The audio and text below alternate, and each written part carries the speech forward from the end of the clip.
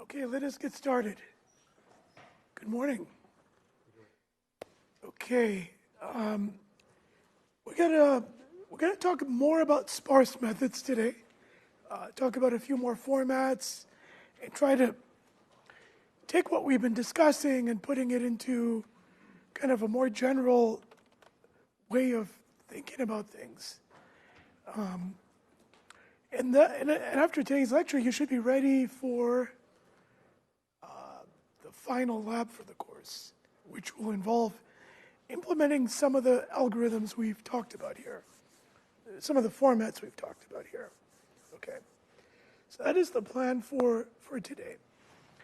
A quick announcement. We will be canceling the in-person lecture on Thursday for this section. You're welcome to go to the in-person lecture Friday afternoon. Professor Kindratinko teaches that one. And you're welcome to go to that if you have time. Otherwise, the material is going to be posted online, his lecture video. Unfortunately, I need to be out of town Thursday morning, so no lecture in person. I'll send a reminder email to everybody, or a note on CampusWire, just so that you can remember. Now, also, next Tuesday is election day, and the university is not holding classes next Tuesday, so we won't be meeting next Tuesday, as per schedule. So after today's lecture, the next time we're going to meet in person will be next Thursday. Okay. Kind of we're hitting the end of the course. So what we're going to try to do at this point, after today's lecture, actually Thursday's lecture will also be part of CUDA, is start to move into more general topics like other APIs, like OpenCL, OpenACC, HIP, which are different from CUDA, but accomplishing the same thing, so that you can use other types of hardware other than NVIDIA hardware. Okay. And we have a few guest lectures. Somebody from Intel will be coming in or presenting via Zoom, and then also somebody from AMD presenting via Zoom. Okay, so kind of we're going to hit the end of the semester after today's lecture. Okay. Any questions, comments? Good. Quick comment on the lab. on the project. So, final milestone will be posted on Friday. And hopefully the current milestone's going well for you. But in the final milestone, what you'll be doing is you'll be taking what you've done for milestone 2 and starting to implement a series of optimizations on that code. And we'll give you some prompts on what types of optimizations you can do. And it's a list of 15 or so. Some will be 2-point optimizations, some will be 10-point optimizations, and it'll depend on kind of the amount of work involved. Okay. Now, if you do the requirement, you'll get potentially 100% of the points. Now, if you do more than the requirement, then you have an opportunity to earn some extra credit. Okay, so you have a chance to do more and get some extra points on this final milestone for the project. Now, in addition, what we're going to do is going to hold a little competition. Okay, so everything will be due on December 2nd. Okay, the final milestone. Turn it in, and we'll grade it, et cetera, et cetera. The following week is optional, where you can compete with each other on trying to get the code that works correctly, but works the fastest. All right, and we'll present the leaderboard. Every time you submit your code and you test it, your scores will go up, and if you're in the top 10, we'll give you extra credit. Okay, so this will be a chance for you to, just if you like the course and you like going through the exercise of, tuning and performance optimizing, well, that last week could be kind of fun for you. Okay, so that's what the final project will be, the final milestone of the final project. Any questions on that? Okay, cool. So as a reminder, we will not be meeting in person on Thursday. All right, but lecture video from Professor Kindratenko will be posted online. And you're welcome to attend his section as well. Okay, any comments, feedback, questions, points of discussion? All right, well, let us get started then. All right, just as a reminder, the particular issue we're going to work on is this one of a very large matrix that we're going to multiply by a vector. So computationally, we're right now interested in taking A, multiplying it by vector X to generate a output vector Y. Sparse matrix vector multiply. Okay, and the context that you should have in your head is, all right, A is some kind of large system, but it's not a dynamic system, meaning I can pre-compute, I can calculate, I can do whatever I want to A. In order to represent it, I'll do that offline, I'll do that beforehand, I'll do that at some other point in time, so that once I have A, it's in a nice format, so that it doesn't take a lot of memory. And furthermore, when I compute on it, meaning I compute the matrix vector multiply, that I can do it in parallel with high efficiency. Right? Those are the two things I'm really going after here. Right? In other words, A could be a very large system that could take a terabyte of memory. It could be a very large system if I represent it explicitly.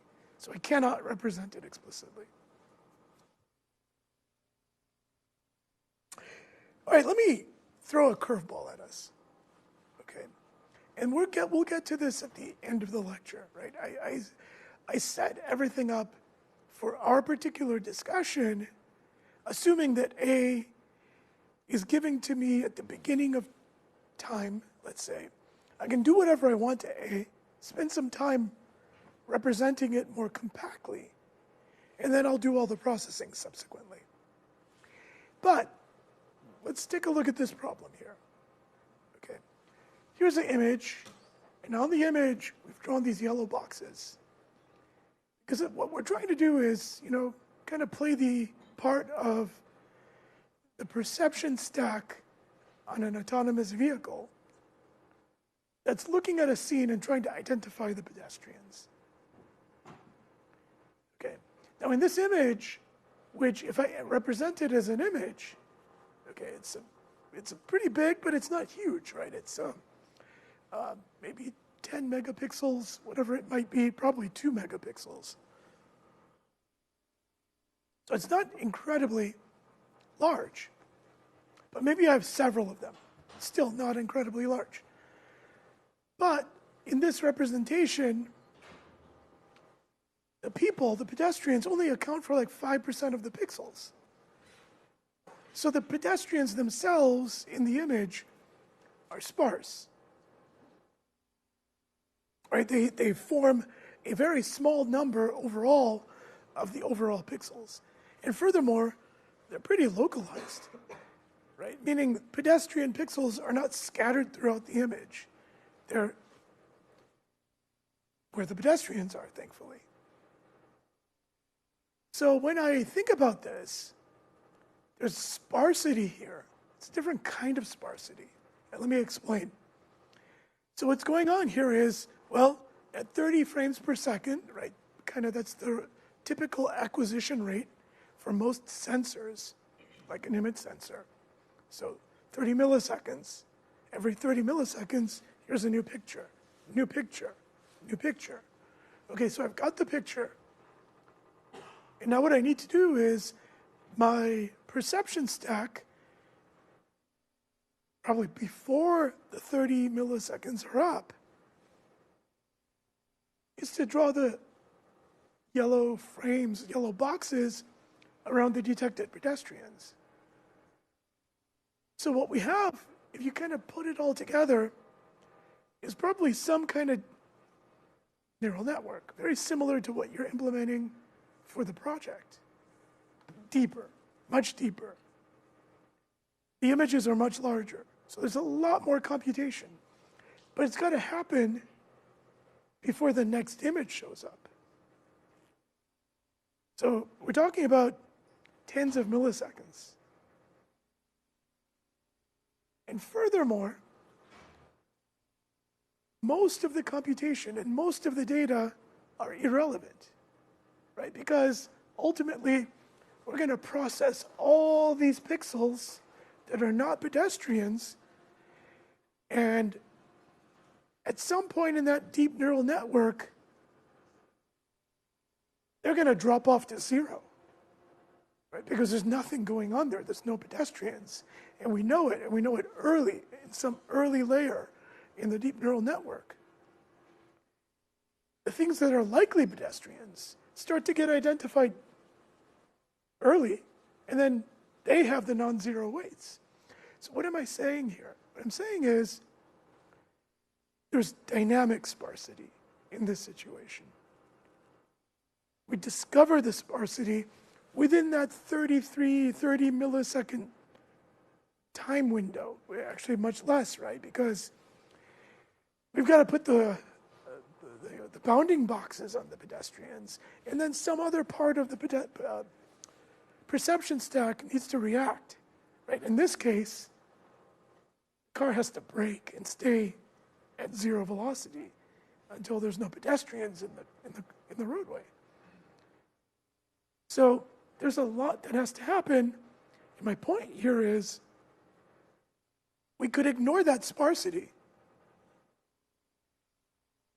But in order to get everything done in time, we cannot ignore that sparsity. So hang on to that thought, because this is not sparse matrix vector multiply like I just set up. We'll come back to it, hopefully. Okay, any questions on this? So if you work on like implementing real deep neural networks for systems like an autonomous vehicle, this is what you work on.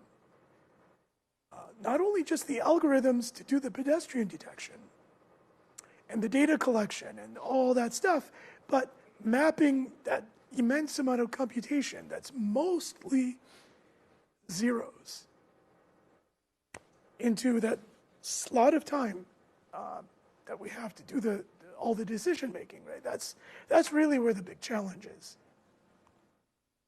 Okay, cool. Let's move on. So, quick refresher, coming back to the paradigm I set up. We have A, we have all the time in the world to process A before we compute on it. And what we can do is we can represent it in a number of the formats that we already talked about. So for a quick review, let's quickly review the formats. First one that we talked about was the compressed sparse row format. And here, what we're going to do is we're going to take the rows, and we're essentially going to say that, well, each row is going to be operated on by some thread. So thread 0, thread 1, thread 2, thread 3. But we're going to represent the rows as just the non-zero elements. So 3 and then a 1. Row 1 has no non-zeros, so we don't need to explicitly represent it. Then the 2 and the 4 and the 1 and the 1 and the other one. So we're going to represent the non-zero data as an explicit vector, in this case, the data vector. And for each non-zero element, will represent explicitly its column index. So this 3 is in row 0 or column 0. This 1 is in column 2. And then this 2 is in column 1, and so on and so forth. Right? And that's the column index. And then finally, what we need to do is be able to recreate the rows within the data vector. So what we store are the start points and 1 plus the stop point for each row. Those are the row pointers. So if I look at these two numbers here, we're really referring to the start point and the stop point for row 0. So row 0 starts at index 0. So row 0 starts here, and 1 past its end is 2. So the pointer 1 past its end is 2 here, which tells us that the end of row 0 is right here. Likewise, we can go on and look at row 1, which starts at 2, and 1 past its end is also 2. So what we know here is row 1 has no elements in it, and so on and so forth. This would be row 2, and then row 3. So now we can recreate the entire explicit representation from the data that we store in the compressed sparse row format. Okay. Now, moving along here, we notice that there's a lot of unevenness in the amount of computation, so we create the L format, the LPAC format, which was kind of introduced long ago for high-performance computing. And the idea with LPAC is we take the compressed sparse row format and we add some padding to it to kind of normalize the size of the rows. Okay, so 3, 1, 0, some number of zeros. That's what padding is in this case. And we'll explicitly represent row 1, which is all zeros, with 3 zeros. And so on and so forth. And what we get now is something that looks a little more regular, as opposed to irregular that we had with the compressed sparse row format. Okay. So that fixes one of the issues that we had with sparse CSR. And the other issue that we had with CSR is that we're not taking very good advantage of the DRAM architecture because our accesses into the data vector are all interposed. So what we're going to do is transpose the data vector so that now columns are rows and rows are columns, and the independent threads are going to access the columns. So this is thread 0, this is thread 1, this is thread 2, and this is thread 3. And if that's the case, then what we see here is at any time step, right, the threads are accessing adjacent memory locations, which is great because that, in effect, gives us better DRAM utilization. Okay. If we don't do that, try it. You'll see that we're going to destroy the DRAM. Okay. I mean, not physically destroy it, but you understand what I'm saying. Okay, next format, COO. Here, what we're going to store are the non-zero values and their explicit indices. Very intuitive format, makes sense. Probably if you were inventing a sparse matrix representation yourself, maybe this is the one you would come up with first. What is the disadvantage with a format like COO format?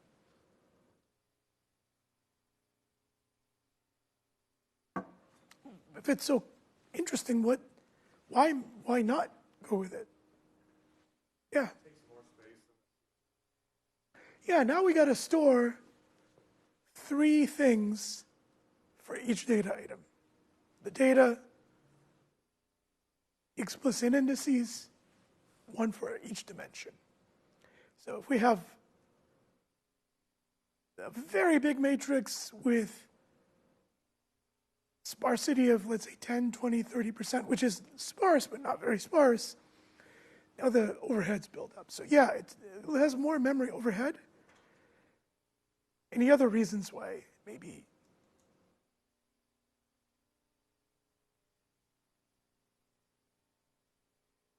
Yeah? It's hard to tell which ones are in the same row. Yeah. What we need to do now is we're not storing any explicit notation that tells us where the rows start and stop, right? So now our mapping into threads, well, not so easy. In one hand, we could say, well, who cares, right? Let the threads do what they do. Let the threads take the data that they get. Okay, thread 1, you do this. Thread 2, you do this. Thread 3, blah, blah, blah, so on and so forth. Still works. The algorithm is still pretty simple. But what's the catch?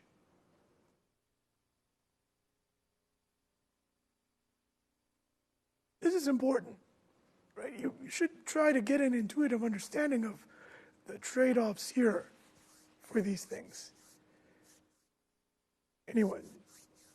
Yeah. Since COO doesn't have to be 3, you might have to scan the entire array to try and find what's on each row. I could if I'm explicitly trying to isolate threads to rows, right? So if, for example, I only want thread 0 working on row 0. I only want thread 2 working on row 2. So we'd have to go through and somehow scan or do something in order for the threads to identify which data that they're working on, right? So that's extra work. What if I don't do that? Then what do I need? What do I need to do? Or what were you going to say? I was just going to say that all of our CUDA, algorithms that we were writing before, they took advantage of the fact that spatial information was encoded. That spatial encoding, and we just used the ability of utilizing any spatial memory map. So. Yes, in particular, we removed our ability to map nicely to threads. Okay, so what's the consequence of that? One is that, well, maybe we have to pre-compute which data items the threads are working on, which is essentially going back and recreating that row, the row pointers. Right? Those row pointers were great because I could just very easily indicate to each thread which items they're working on, and no one's colliding. So I could add row pointer to this, right? We could create a new format, brand new format, invented right here, ECE 408. It's all this stuff plus the row pointer. And of course, we could add padding and we could transpose it. It would be a new format. Could be great. Of course, there's a lot more stuff we're storing. That's one way we could go, but there's another way we could go. It's also costly, but what is that other way? Yeah? We add So whenever threads collide, right, let's get to the heart of the problem. The heart of the problem is I don't know how to assign work to the threads. So I'm going to be arbitrary. I'm just going to say, okay, thread 1, you're going to operate on 4 data items. Thread 2, you're going to operate on 4 data items, 4 data items, 4 data items. Okay. If I do that, so let's say I assign thread 0 to work on these 4 data items. And then I assign thread 1 to work on the next 4. Well, what's going to happen is thread 0 is going to operate on calculating y sub 0, right? Because we've got row 0 here, row 0 here. Those are all part of the dot product for y0. That's great. Meanwhile, thread 1 is working on y2. But let's hypothetically say thread 0 quickly finishes its work, and before thread 1 even gets to get started, and I know you're saying, well, they're part of the same warp, but imagine that I've got lots of data here. Now I'm in a situation where thread 0 and thread 1 are operating on the same row at the same time, and they're updating y sub 2 at the same time. Right? That is the core of the issue here. So his answer is, well, put an atomic there, and we could do that, and very simple to do that, but the consequence is that's an atomic that's within the dot product. Right? And it's going to slow that dot product down substantially. Make sense? So anyway, nice format, not without its own issues. But you saw that train of thought, right? Okay, well, it's got issues. What we could do is add some additional data here so that we can do that thread mapping nicely and therefore avoid that atomic, and lo and behold, a new format. And that's kind of how this world works. Okay? Any questions on COO? Okay, cool. Hybrid formats tend to be the thing that work in practice because you kind of take the best of both worlds. Okay? And in this case, the particular format is the L plus COO format. And I think a lot of CUDA sparse linear algebra routines use this format. Because again, in practice, it gives you gives you a nice balance of performance. So again, take our sparse system, and what we're going to do is do a little bit of analysis on it. Right? Again, we can do all the analysis we want because it's going to happen at the beginning of time. And then once we've done the analysis and we've done the representation, the compute will just keep coming. Okay? So we do the analysis, and what we find is, hey, there's a nice little breakpoint here where if I represent the system as an L format that's too wide, meaning what I'm doing is representing each row is just 2 elements. And then all the stragglers that don't fit within those 2 elements, like for example, row 0 has 3 elements. Row 1 has 4 elements. I'm just going to throw them into a COO format. So if I pick that breakpoint the right way, then I've got most everything here. And then the high variance rows are captured here. And then what I can do is I can use CUDA for this. And if it makes sense, I can also use CUDA for this. But if it's small or irregular or whatever, I let the CPU handle it in order to calculate the full output. Make sense? Right? So really when I do the SPMV here, I calculate the y vector, it's mostly correct at that point. I could even decide, well, it's mostly correct. I'm only looking for approximate solutions here. I just ignore this. Again, it depends on what it is we're trying to do. And I could also, I mean, there's so many options at this point, right? Okay, any questions on this?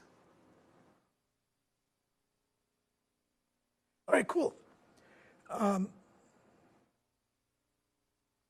So I think we went through this. I don't know that we need to go through it again. It's just going through an example showing kind of how everything lines up if I do things with this. Actually, we didn't do this. So let's go through this. So what I'm going to do is I'm going to represent our data, the same data that we had before. So just as a refresher,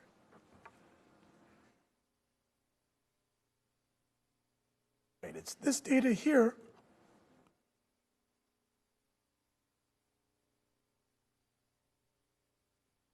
That I'm going to represent in the hybrid format.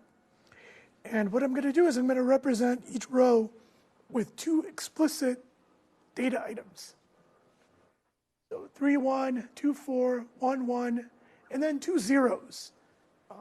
So we can introduce some padding. In fact, I'm just going to have to pad for row 1 here.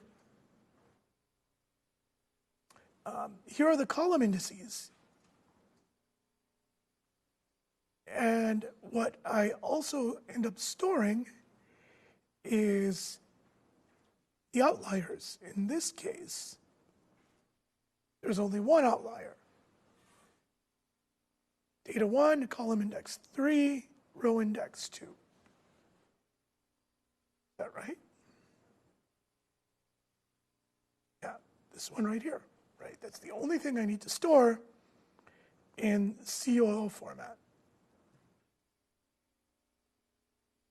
So that is an example of how this hybrid format works. Yes? Is there a mathematical way to... Probably, there's probably some papers that have been written about where the nice breakpoints are. Yeah. Yeah, I think it's so dependent, though, on the problem and on the architecture that you're running on. Okay, good. Any questions on this? Okay, so let's introduce one more format. And this one is actually quite good for certain types of systems. And I'm going to motivate it by coming back to CSR for the moment. Okay, so compressed row format, just as a starting point. All right, so for some system, what I might have is a bunch of threads in block 0, a bunch of threads in block 1, a bunch of threads in block 2. And because of the structure of the sparse system, maybe I've got 3 elements in one thread, 6 elements in another, and so on and so forth. And the performance of each block is very clearly determined by the longest thread or the longest row. And if I have some short rows and some long rows, well, the short rows are just there, tagging along, doing nothing. And our performance is limited by the longest row within a block. Once the block is done, the block is done. And I deallocate it from the hardware, and another block starts. Right? So I want these blocks to finish quickly. Once they're done, they're gone. So really what I have in the case of block 1 is I'm essentially just, I've got wasted execution bandwidth wherever there is nothing happening, right? So roughly I'm losing half my performance in the case of block 1. And depending on the sparsity structure, it could be even more. So what can we do about that? The L format helps, right? But we're just introducing zeros. So those zeros aren't really extra real work. some sense, L doesn't really help with this imbalance. Any thoughts on what we can do with that imbalance? By the way, what I'm going to show you is another format that addresses this imbalance. But again, you are system designers, right? You're here, you're in your third, fourth graduate years of studying this concept. You should be able to derive a solution to this. Any thoughts? Yeah.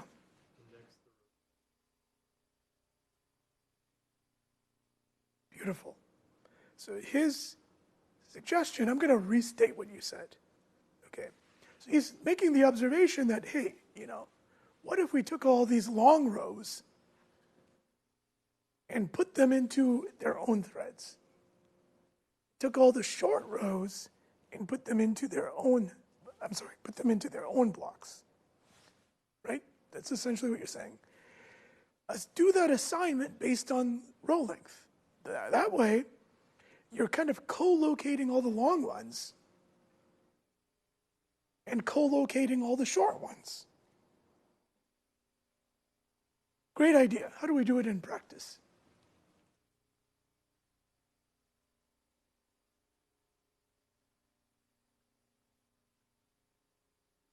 What if we sort based on row length? Right, so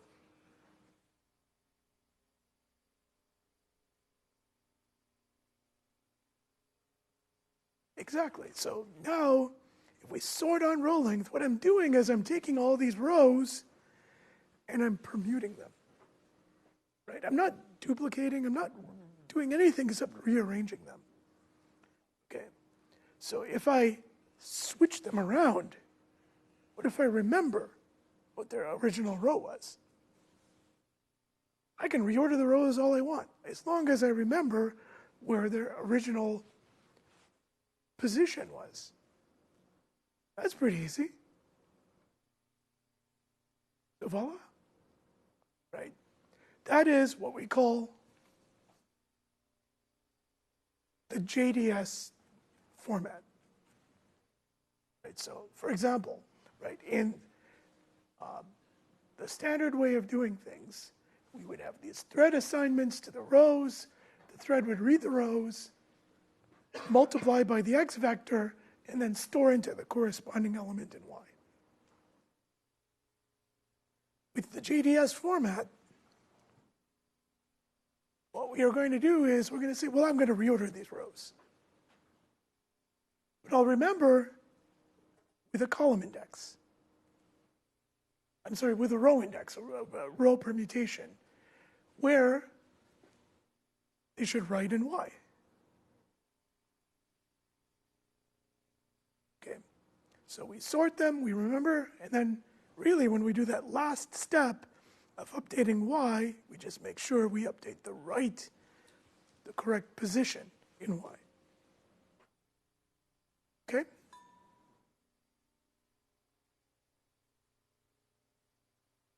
So, let's kind of walk through this carefully. CSR format, that's what we have. JDS format, jagged diagonal. I always forget what JDS stands for. Jagged diagonal sparse. Okay, so we take the rows, we rearrange them, and what we now have is more friendly structure and keeping everything correct, right? So this is here our CSR format. So here what we've done is we have rearranged data so that row 2, row 0, row 3 is the order in which we're representing data. The column index doesn't really change because the column indices for these things just kind of follow them around, right? So that's still at column 2, that's still at column 4, right? So column index is just whatever it was in the original CSR form.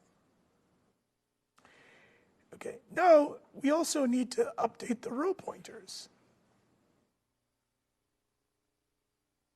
Right, because now the meaning is the same.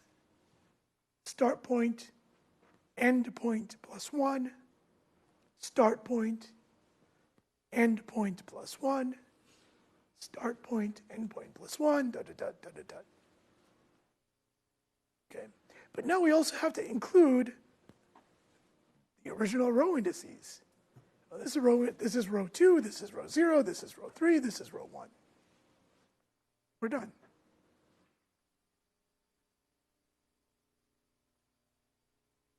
Okay. Makes sense? Question? Yeah. So basically the idea is we still have work divergence, but more threads in the same warp will be doing work because all of the high work threads are going to be grouped together. Exactly. Exactly that.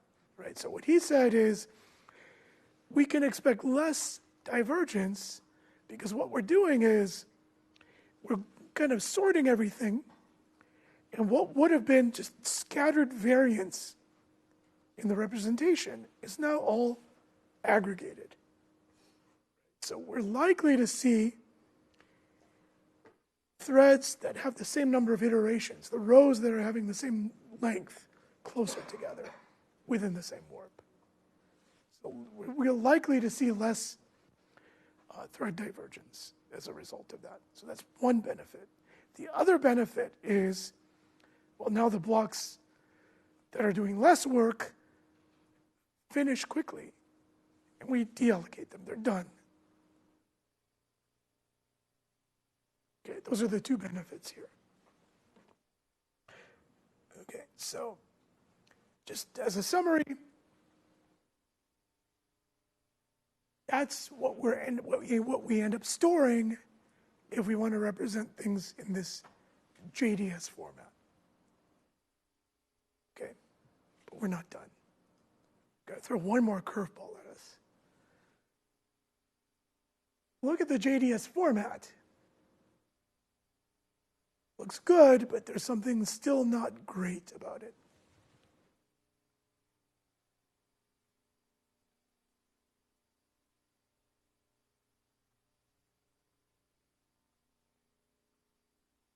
That's row 0, or actually row 2.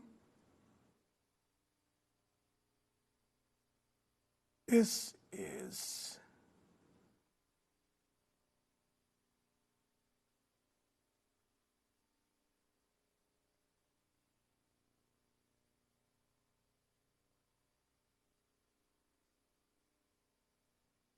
row 0, and this is row 3. Okay, so if I store this in memory, what we have is thread 0, thread 0, thread 1, thread 2, which is our classic situation for uncoalesced, inefficient access to DRAM. So what do we got to do? We know the playbook at this point. So what do? We transpose it. So we take all of this stuff, rows become columns, columns become rows, and we end up creating the final form of this, which is JDS with transposition. Okay, I guess I jumped the gun a bit.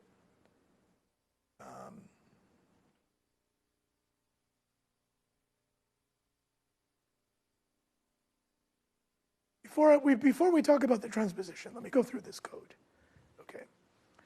Just so that we're all clear on it. Okay, so we've got that input coming in. Right, so we've got number of rows, we've got the data, we've got the column index, the row pointers, the permutations, the vector x, and the output vector y, right? That's what we would expect for SPMV JDS. I calculate the row index for the particular thread that's executing and the row start for for the thread here is just the row pointer given the thread index, right? It tells us thread 0 starts at 0, row end tells us thread 0 ends at index 3, and that's what we do when we set up the iteration. And then, in order to figure out what data element to update with the dot product, updating it is easy because we're just using the element with the column index, and we're good there. But what we have to do is, when we update y, we have to use the permutation vector for the row to figure out which element of y we're updating. Okay, so the computation itself with JDS format, pretty straightforward. Any questions on this? I know it's a lot coming at you, but trust me, if you get the concept, all these little things that we're doing are pretty easy to follow. You might have to come back and review the code yourself. Okay. In fact, you're going to implement some of this stuff for your final lab project. But any questions while we're here? Yeah.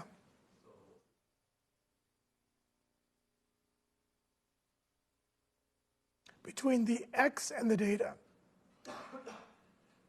Remember, the x vector is what we're multiplying the A matrix by, right? So we're calculating A times x equals y. So the x vector is just the vector that we're given. Remember, the thing we're computing is this, right? Sorry. I'm going to come to the beginning. So this is what we represent with, for example, JDS format. This is just a dense vector x that's given to us. So that's what this code is calculating, given that the matrix A is represented in JDS format. Okay, so what I was starting to say is, well, we fixed one problem, but we introduced this memory inefficiency problem. So in order to get past it, what we have to do is transpose everything. Okay. And again, not difficult to do. It's just that we have to be careful when we transpose it. So this is data. This is A. And here we're going to represent A transpose. So thread 1 will operate on this data. I'm sorry, thread 0 will operate on this data as opposed to this row, and so on and so forth. Right? If we do that, then we get the benefit of coalesced memory accesses. So if I go through and I represent everything, what I need to do is kind of change column and row around a little bit.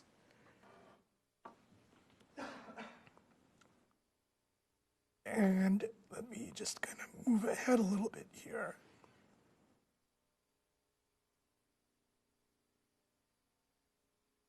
And show what the code looks like. Okay, so I still have the data, and I still have the column indices for the data. Now my column, my row pointers become the transposed column pointers. And I still introduce a row permutation because this tells me which row the particular data correspond to.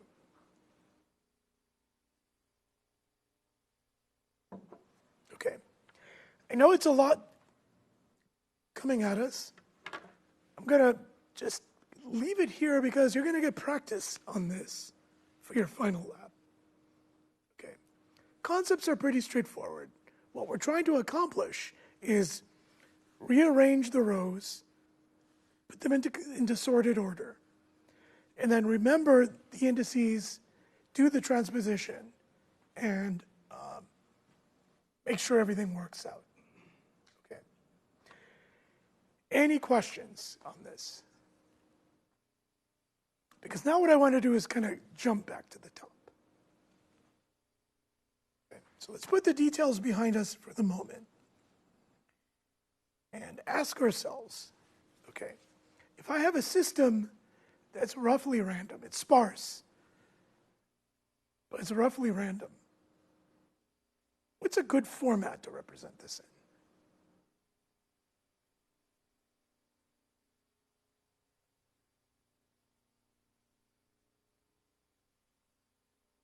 Yeah. Why would you pick CSR?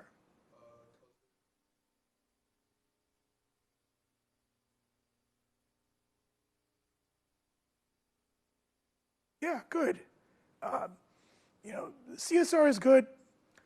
Probably want to take advantage of the transposition, throw in some padding just to kind of even things out. So almost always we would want to use the L format. I think that's what you're getting at, right? The padding plus the transposition.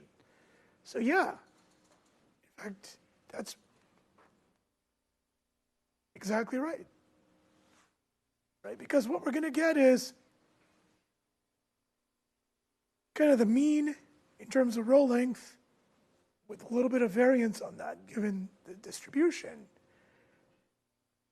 And the L format handles that pretty well. Okay. What about if I have a high variance in the rows? So I've got some rows with one element, some rows with a lot of elements. It's a good way to represent this. Yep. JDS format. Not a bad choice. Kind of depends on the variance, right? If the variance of these outliers are few, then maybe you want to try something else. But if there's some structure to the outliers, JDS seems like a nice option, right? So let's assume there's very high variance, so there's some very few outliers. Probably what works here, if that variance is high enough, is something where we use that hybrid. We take those outliers and we treat them specially. For example, with the COO format. Okay. Make sense? What if it's very sparse?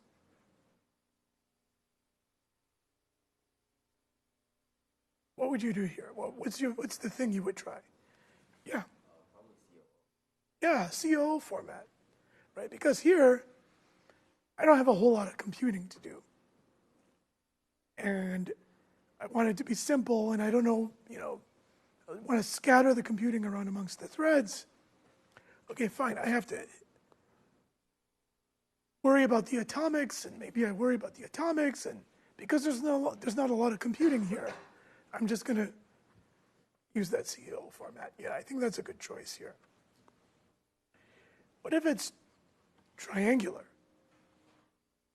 Which, by the way, turns out to be common for a lot of scientific computing.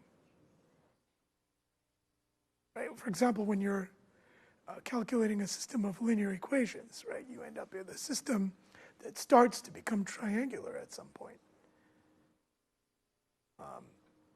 What would you use here? Yeah. I guess you could use JDS, but if it's like very regular and each row gains a couple elements, CSR might also work and you wouldn't have to do the extra work. Yeah, CSR could be good, but the triangular systems like JDS were very much designed around this. So they're intended for, again, the jagged diagonal sparse. So it could be JDS, could be CSR, or L, depending on what the structure looks like. Okay. What about something like that? It's called a banded matrix. Which, by the way, this is actually an important banded matrix. I'll show you what it is in a moment. How would you represent this?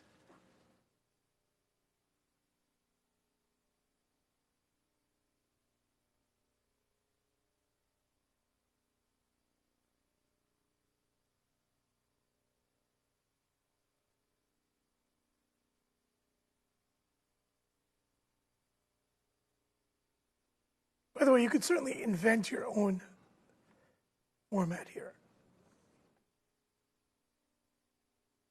Yeah. Maybe the hybrid model? And what takes you to the hybrid model? Because each row seems to have more or less the same number of... That's exactly what you want to pick up on here, right? That, yeah, because of the band, we've got a distribution that's kind of regular with a low variance. And for things like that, L format works really well. But again, depends on the format. Maybe there is some high variance, and maybe there's some outliers. I could use L plus COO to handle those outliers.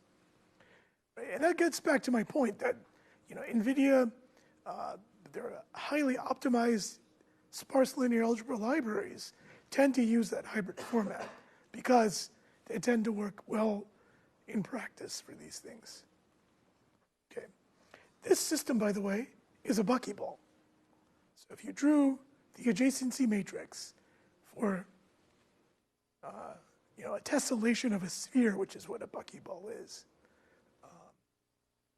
then end up with something like that. Okay. So let's pause a moment.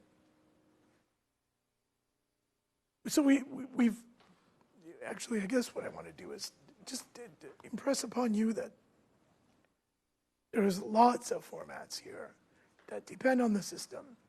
And in the world where we can do all the pre-processing we want before we do the compute, you kind of pick the format that best suits the structure of the system you're working on. Okay, if it's diagonal, if there's blocks, different types of formats here. But I think the interesting thing that I want to come back to is this one. What about situations where that sparsity is generated dynamically? Like, for example, image sensor sends us data, we do some processing on it, and we quickly arrive that that data in real time is sparse. Right? So I don't have time to sort anything. If I have to sort something, then I've already wasted so much time that I would rather be using to do the task at hand. What do we do about that? This is the example I showed with the pedestrians.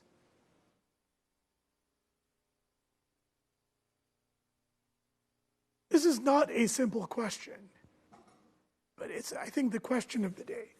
This is what people who are designing hardware, AI accelerators, et cetera, this is what they have to worry about. But let's throw some thoughts out there. Yeah. As part of our steps, could we generate heuristics?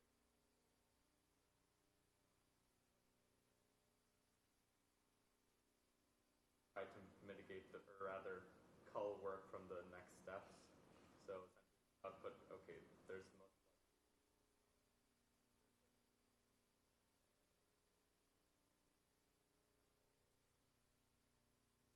Yeah, so I think generically you're describing the solution, which is don't compute the zeros, right? So you don't want to compute the zeros. You don't really want to even store the zeros. You don't want to fetch the zeros from memory because that takes up memory bandwidth, right? These are all the things we need to do. How? When I don't know where the zeros are, I calculate them. But I don't want to pass them on to the next step. No, so I'm just throwing this out there almost rhetorically, right? Just for you to consider this. But that's, I think, where the sparsity becomes very interesting. Because what we want to do at the end of the day is do computing that's dense. Don't multiply by 0, right? Because that's not real work. Don't load a 0 because that's not real work. Don't even store a 0. Okay. I'm not sure that I really have any more point on that except just to pass that along to you. Questions? Yeah.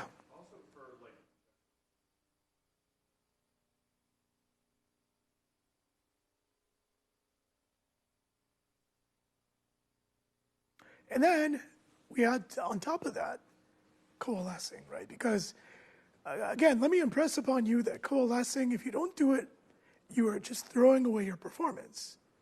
Because the memory is streaming out data. And that's the only thing that it's good for, is streaming out data. And if you're randomly accessing data, then you're just essentially burning away that memory bandwidth that very likely limits your performance.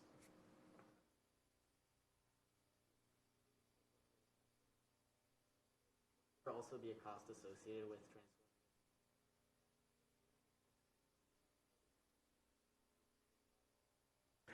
Those are the things you have to contend with, right? You can't, remember, the picture I'm painting for you is I get an image and I need to make a decision on it before the next image arrives. I've got 30 milliseconds. So I don't have time to take a 10 megapixel or 2 megapixel image and do much with it. And I got to run a deep neural network on it. So I don't have time to sort or, pre-process. I could, but then I'm eating away at my overall budget.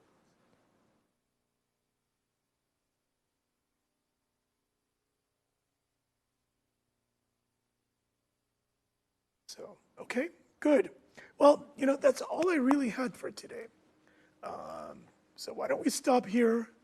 When we reconvene, again, a week from today, what we're going to talk about is task parallelism, which is kind of the next big topic and really important as well. So that's what we'll talk about a week from today. Just as a reminder, sorry, not a week from today. No lecture in person on Thursday, no lecture in person. Actually, class is canceled next Tuesday because of Election Day.